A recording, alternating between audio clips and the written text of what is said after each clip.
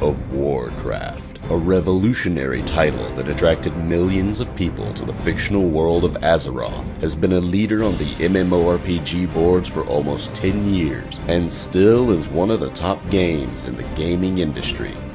The game leads the players into the vast and well-developed Warcraft universe, where the players can interact and play with millions of other players all across the globe. World of Warcraft was released by Blizzard Entertainment in 2004, and has since then brought the company nothing but success. But how did the Warcraft franchise start, and how did a small indie company like Blizzard Entertainment manage to reach the top of the industry?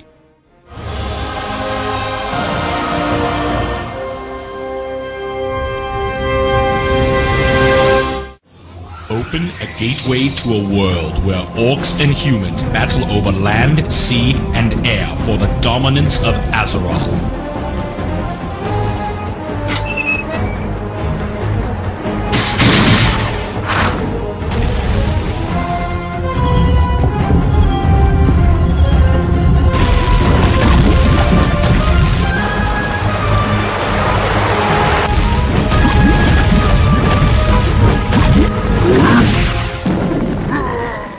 The big Warcraft universe that millions of players know today laid the foundation all the way back in late November 23rd of 1994, when the first Warcraft RTS game was made by Blizzard Entertainment. Initially, only the Microsoft DOS version was released, but it was quickly followed up by a Macintosh release in 1996. The game presented the mighty orcish forces from a distant world of Draenor invading against the human kingdom of Azeroth. Even though previously there were other successful RTS games such as Dune 2, Warcraft, Orcs and Humans brought many innovations such as conquering rebels of the player's race and limited forces missions, in which neither side could make further units. It also included single-player missions known as skirmishes that were not part of the larger campaign. In order to support single-player and multiplayer skirmishes, they used a random map generator, a feature that has been previously implemented in the turn-based game called Civilization. As a real-time strategy, one player, or AI, would present the human defenders, while another player, or AI, would present the orcish invaders. Each side tries to destroy the other by collecting resources and creating an army. In addition, both sides have to ward off dangers from the wild monsters, but sometimes can use some monsters as troops. The game plays in a medieval setting with fantasy elements. Both sides have melee units, ranged units, and also spellcasters. Warcraft, Orcs and Humans was a moderate critical and commercial success and laid the ground for Blizzard's style of real-time strategy games, in which personality was a distinctive element. The increasingly humorous response to clicking a unit repeatedly became the trademark of the company. Join the army, they said. See the world, they said. I'd rather be sailing. The game also came with detailed manuals which presented the backstory and the artwork of the game. Orcs and Humans was the company's first major success to that date, and for the first time, Blizzard Entertainment managed to be financially secure. Motivated by their success, they continued the franchise with a sequel, Warcraft 2: Tides of Darkness, which was first released for Microsoft DOS in December 1995. After the First War brought the fall of Azeroth, the humans retreated to the human kingdom of Lordaeron and fought the Second War. At first, the orcs again had the upper hand, but due to civil wars between the orcs, the Alliance got a chance to strike back, thus leading them to destroying the Dark Portal. Eager to engage in battle once again, the orcs constructed ships of war to bear them across the Great Sea.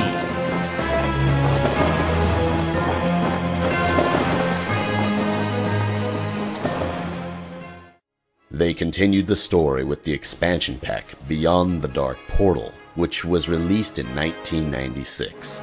The Alliance believed that the Dark Portal was fully destroyed. However, a rift still remained, and the Alliance, expecting an attack, sent an expedition led by the Alliance Supreme Commander Turleon and the mage that destroyed the portal, Khadgar. They managed to destroy the portal, however the whole world of Draenor collapsed due to the energy created by Ner'zhul's portals. Warcraft 2 had some major improvements compared to its prequel. It received strong positive reviews and was a big step for Blizzard as a younger company. The game had so much success that in late 1996, Blizzard released a compilation of both the original game and the expansion called The Dark Saga for the Sony PlayStation and Sega Saturn. The BattleNet edition of the game was released in 1999. It provided Blizzard's online gaming service, BattleNet, and replaced the Microsoft DOS version with a Windows one. For the first time, the game came with a level editor. The game's map editor allowed gamers to develop scenarios for use in multiplayer contests and against AI opponents. After their success, Blizzard Entertainment didn't want their franchise to become stale, so they advanced to a new medium, the point-and-click adventure. 3 great wars between the Human Alliance and the Orcish invaders have laid waste to the once proud realms of Azeroth. 22 years have passed since Blackmoor found the young Orcling. Secretly raising the Orcling within the confines of his prison fortress, Durnhold, Blackmoor planned to mold the Orcling into the perfect warrior. A warrior conditioned to human thinking, but with all the savagery of an Orcish heart. Victory to the Horde!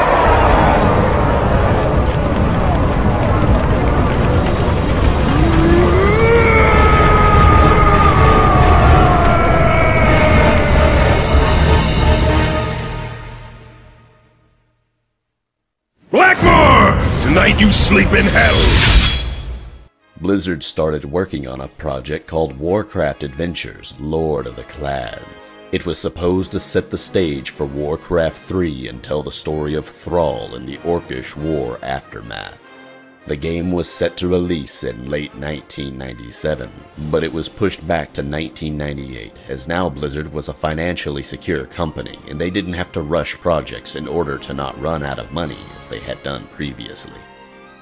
The game was cancelled right before the E3 convention of 1998, as Blizzard was intimidated by the competition and didn't think that the game reached their high-quality standards. The game was almost finished before it was cancelled. It had all of the animations, scripted events, as well as voice acting, which was fully finished. However, the story was just too important to skip, so they hired the writer Christie Golden in order to tell the events in a book called The Lord of the Clans, thus starting a long tradition of Warcraft lore books. Learning from their previous mistakes and taking their time, Blizzard invited us back into the world of Azeroth in July 2002 with the release of Warcraft 3: Reign of Chaos. We never paid any heed to the ancient prophecies. Like fools, we clung to the old hatreds. And fought as we had for generations.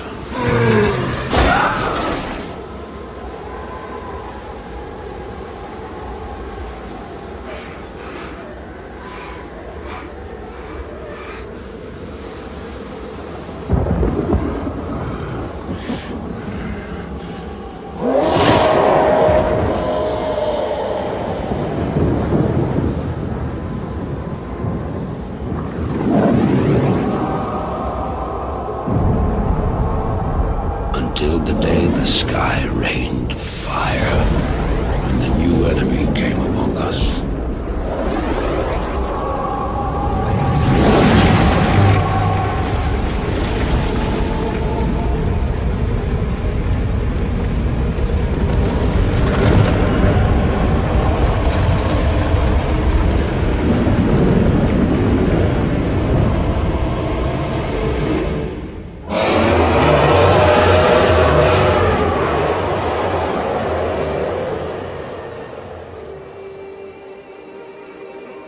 we stand now upon the brink of destruction.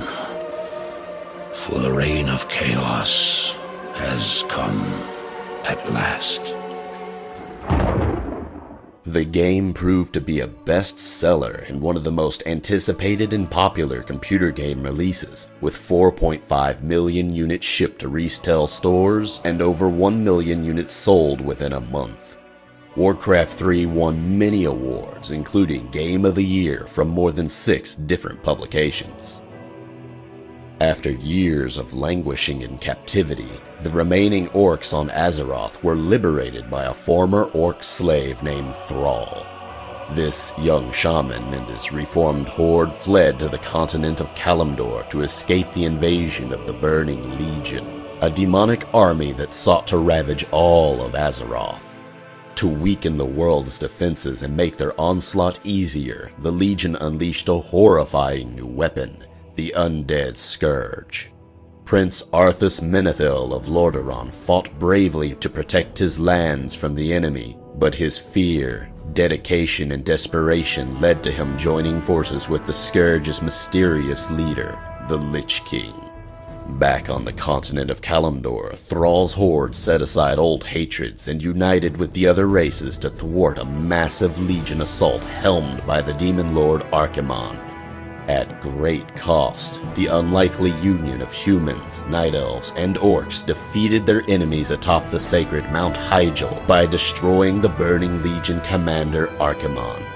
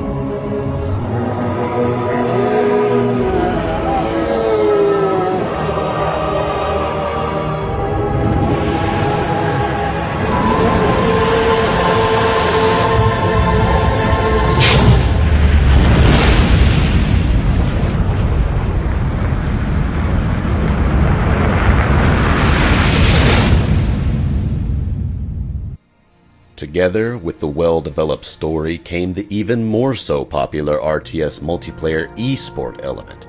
Warcraft 3 was a giant step forward from Warcraft 2. It set the industry in esports standards, and with their Battle.net multiplayer service, improved the way online games are meant to be played. Not only was the game made in a new 3D engine with improved graphics, but also a real-world editor came together with the game, which allowed the players to create custom maps, campaigns, and modes. The release of the robust editor shaped the modding communities of today, such as the Hive Workshop community. Following their success and high rating averaging around 93%, Blizzard decided to release an expansion pack to the original Warcraft 3 game called The Frozen Throne in July 2003. While the armies of the humans, orcs, and their allies recovered from their battle against the Burning Legion, Arthas Menethil, now a cursed Death Knight, slaughtered the living residents of Azeroth's eastern kingdom in the name of the Scourge. But new forces emerged that threatened to destroy Arthas and his minions. The Banshee, Sylvanas Windrunner, freed herself from his iron bound and rebelled, creating a splinter faction of undead known as the Forsaken. And the demon-tainted night elf Illidan Stormrage, known as the Betrayer, sent his armies to the icy continent of Northrend to strike at the Lich King. Arthas rushed up to his master's defense and defeated Illidan, who fled to Outland in shame. At last, close to the seat of the Scourge's power, Arthas did the unthinkable and willingly merged his own spirit with that of the Lich King.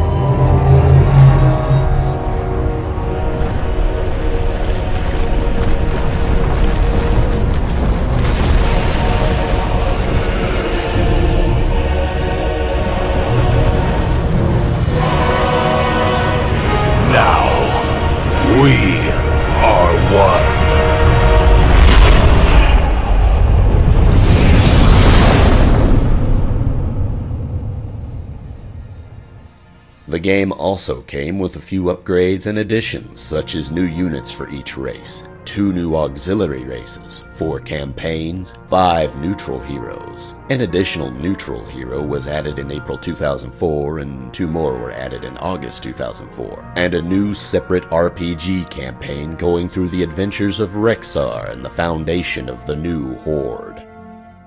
After the big success with Warcraft 3, Blizzard announced something big, new, and risky.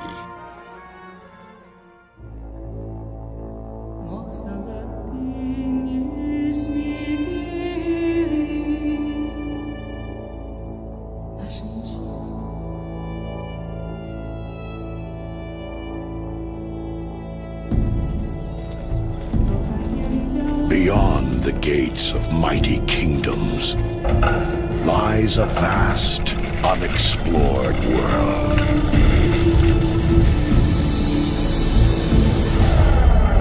A world of honor.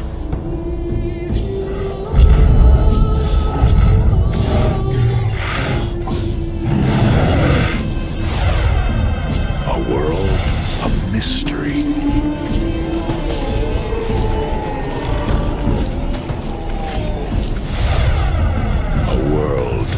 Danger.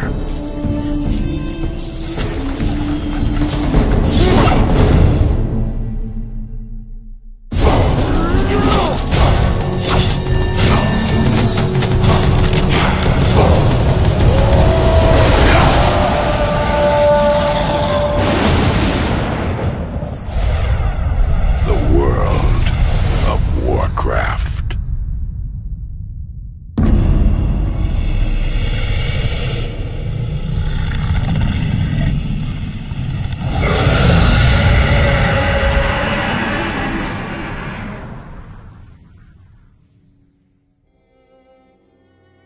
World of Warcraft was first announced by Blizzard at the ECTS trade show in September 2001.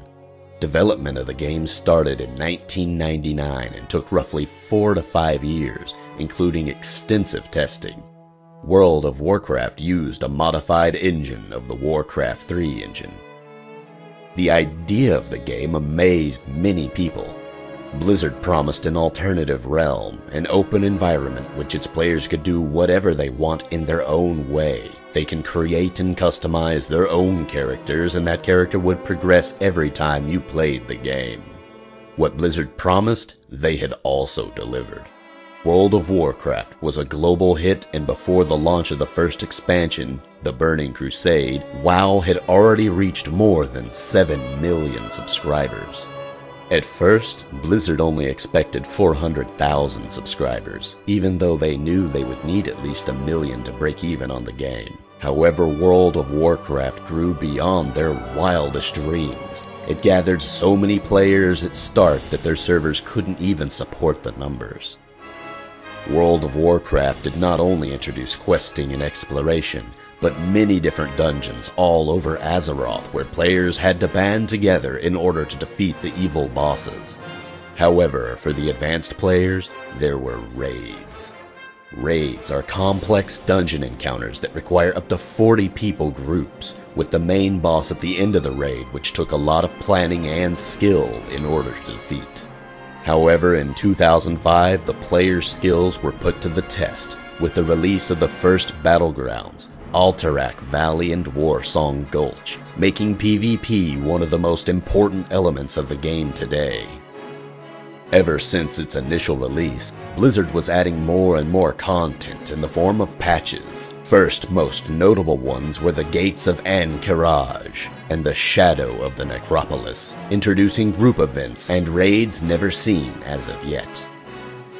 Blizzard realized the popularity of the Warcraft series and the fan base around it and decided to spread the universe outside the game, thus starting the Warcraft trading card game series, which was a competitive sport of its own. They also started producing high-quality figurines and toys for collectors. The Warcraft universe became so popular that Blizzard decided to make their own yearly convention, BlizzCon. The convention features game-related announcements, previews of upcoming games and content, Q&A session and panels, costumes and other contests, and playable versions of various Blizzard games. Blizzard, realizing the initial success of the game, decided to improve it with a new expansion announced on the first BlizzCon of 2005 called The Burning Crusade. Imprisoned for 10,000 years.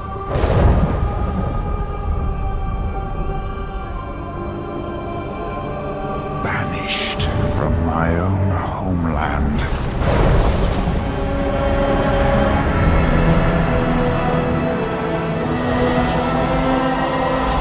And now you dare enter my realm.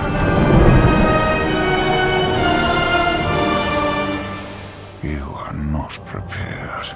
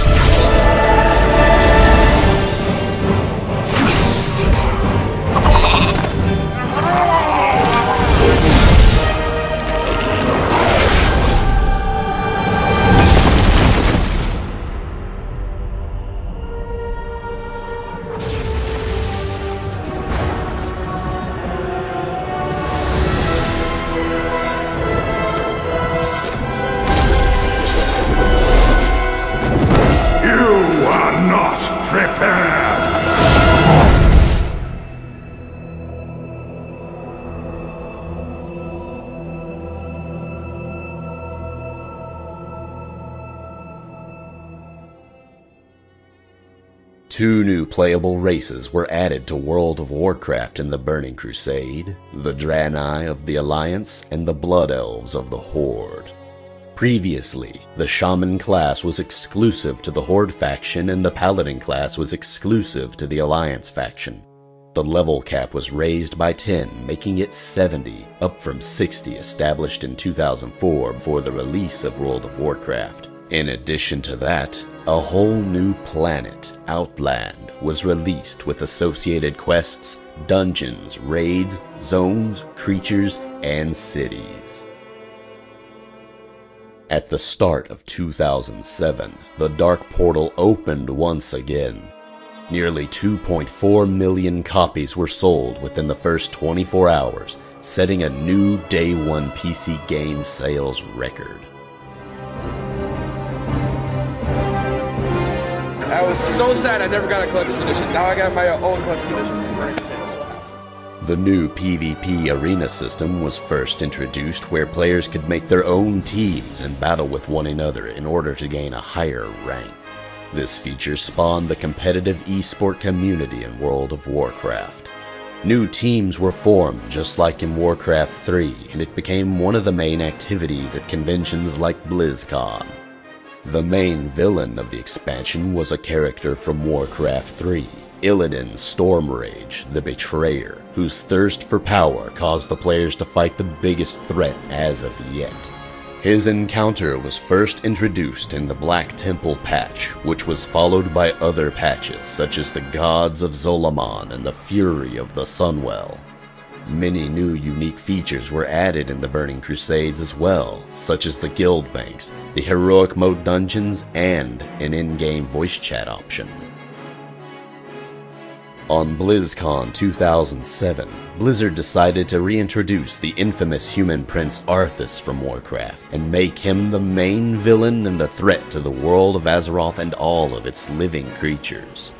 The new expansion was supposed to be groundbreaking and introduce a lot of new features, such as an entirely new continent of Northrend, the new Death Knight hero class, level increase to 80, and also graphical improvement.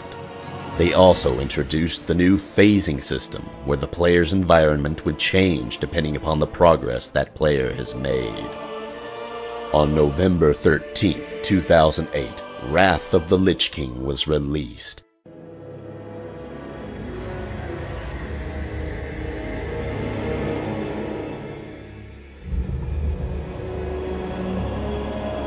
My son, the day you were born, the very forests of Lordaeron whispered the name Arthas.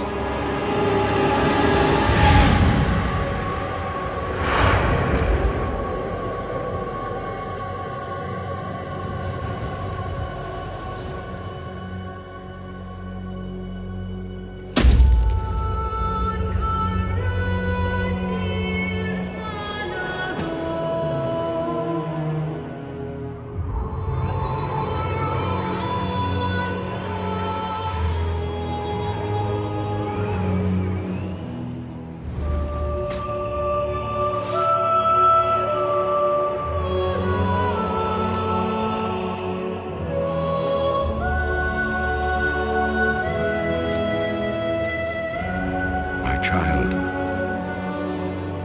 I watched with pride as you grew into a weapon of righteousness.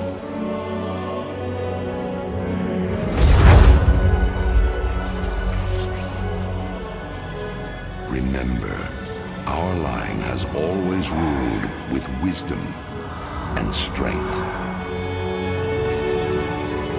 And I know you will show restraint when exercising your great power.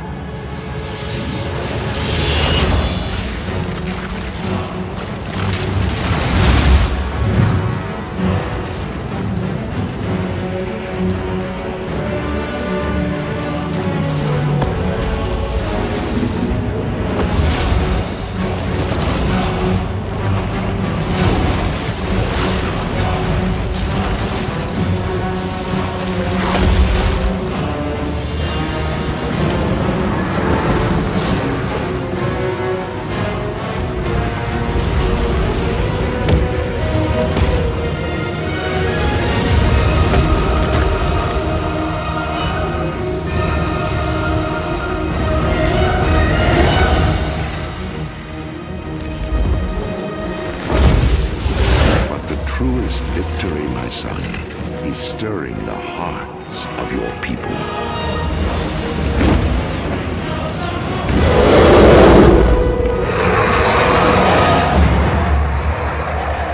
I tell you this, for when my days have come to an end, you shall be king.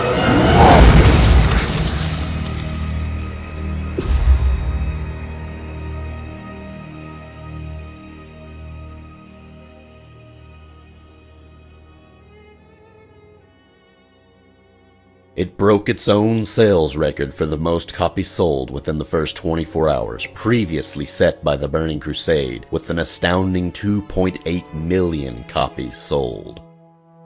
After the release, World of Warcraft gained more than 11 million active subscribers, making the population of Azeroth bigger than many countries around the world. Many new features were introduced, such as the new dual spec system and some user interface improvements.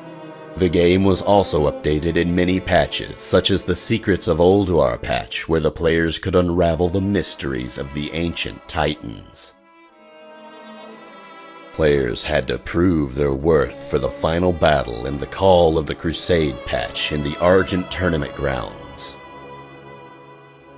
And finally, the expansion was finished off with the patch 3.3, Fall of the Lich King, where players had to make use of all of their previous efforts, band together and defeat the Lich King himself. By this time, Warcraft was firmly established as a cultural phenomenon. TV shows such as South Park referenced the game.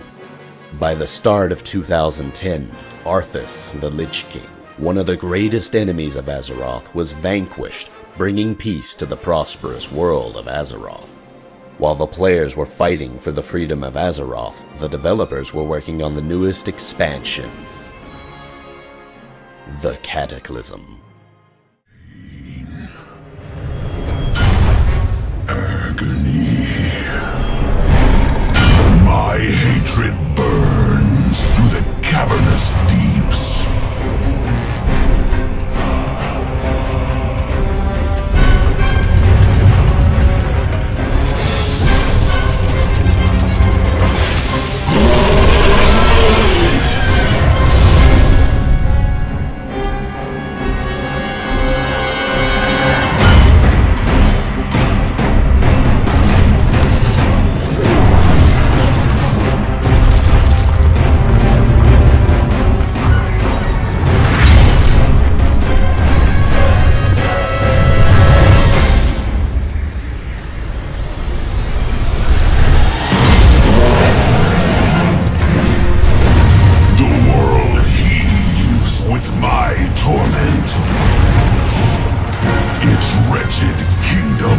Quake beneath my rage.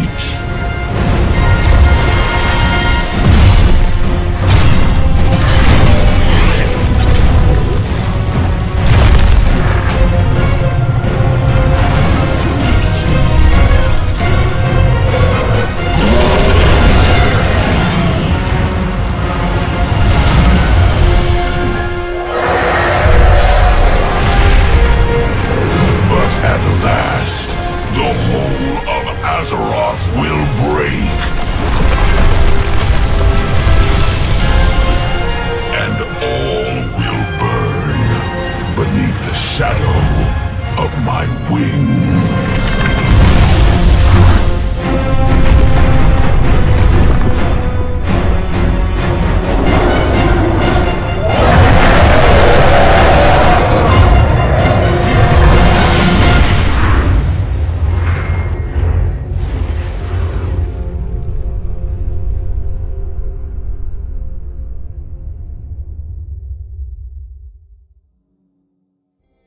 Unlike other expansions, where there would be an entire new zone, Blizzard decided to return one of their old characters, the evil, corrupted, insane dragon, Deathwing. Deathwing was responsible for the destruction of the entire world of Azeroth and the reiteration of the old zone. This gave Blizzard a chance to work on the original content from the start and improve it so it can compete with today's standards. With the release of Cataclysm, the maximum player level has been raised from 80 to 85. The game's two main continents, Kalimdor and Eastern Kingdoms, have been redesigned with a changed appearance and some new areas. The quest system has been refreshed with almost 3,500 new quests, along with new and streamlined low and mid-level quests to complement the redesigned areas of Azeroth. 10 new dungeons and 5 new raids have been added, as well as a new secondary skill, Archaeology. 2 new playable races have been added, the Worgen for the Alliance and Goblins for the Horde. In addition, existing classes have been expanded to be available to more races. The major cities of Orgrimmar, Stormwind, and Dalaran have all experienced major changes. Lastly, the existing talent system has been overhauled. Traditionally, the game was kept fresh with multiple patches, most notably the Rage of the Firelands and the Hour of Twilight, where players had to face off against one of the biggest threats to the world, the Mad Dragon aspect, Deathwing, in order for their world to survive. Just when players managed to defeat the biggest threat as of yet, Blizzard introduces something completely new. But soon, we will face a new chapter. An adventure unlike any we've known thus far. A mystery shrouded by superstition. A land of forgotten power and ancient magics. And a people that may well change the fate of us all.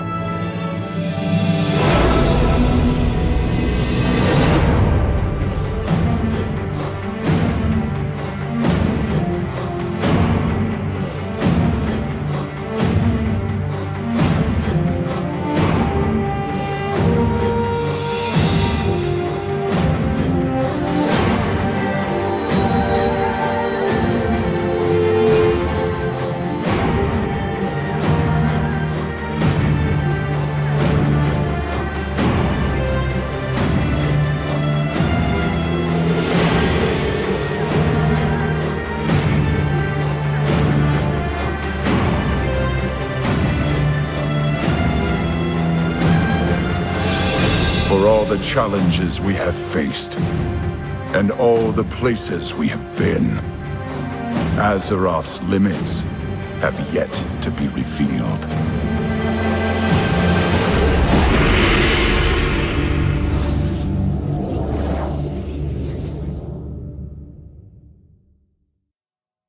The dense mists around the homeland of the ancient Pandarian race were unveiled. Thus, Mists of Pandaria was announced. Mists of Pandaria raised the existing level cap from 85 to 90.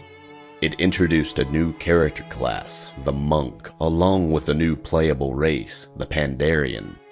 The Vanity Pet system was overhauled and a pet battle system was added. Scenarios were introduced and challenge modes were added for dungeons.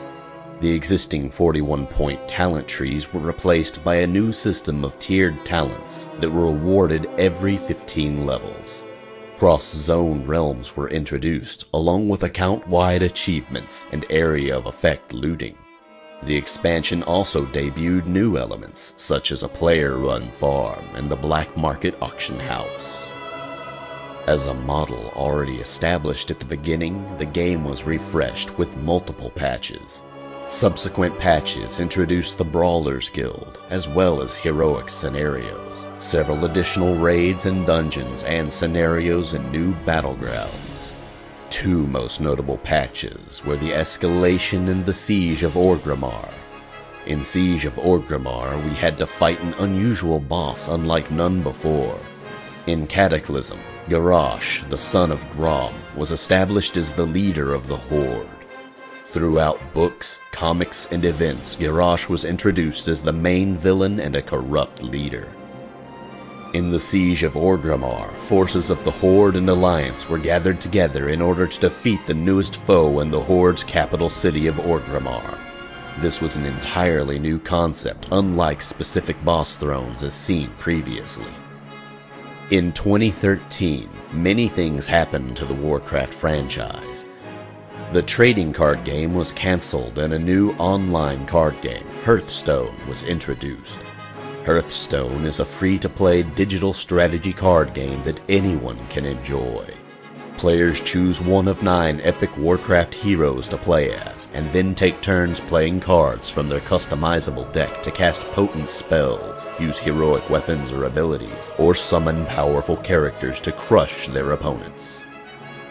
Since the summer of 2013, Hearthstone was in closed beta, and at the start of 2014 it went into open beta. It is set to fully release in 2014. On BlizzCon 2013, a new expansion and a movie in the works were announced. Warlords of Draenor is the newest expansion, estimated to release in 2014.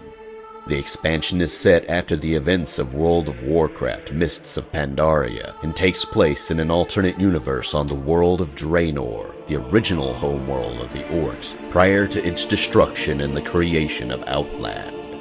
The expansion will introduce many new features, such as a new world to explore, Draenor, level cap raised to 100, the ability to build and upgrade your own base, the Garrison, new character models, The ability to boost to 90 and play immediately, available for one character per account.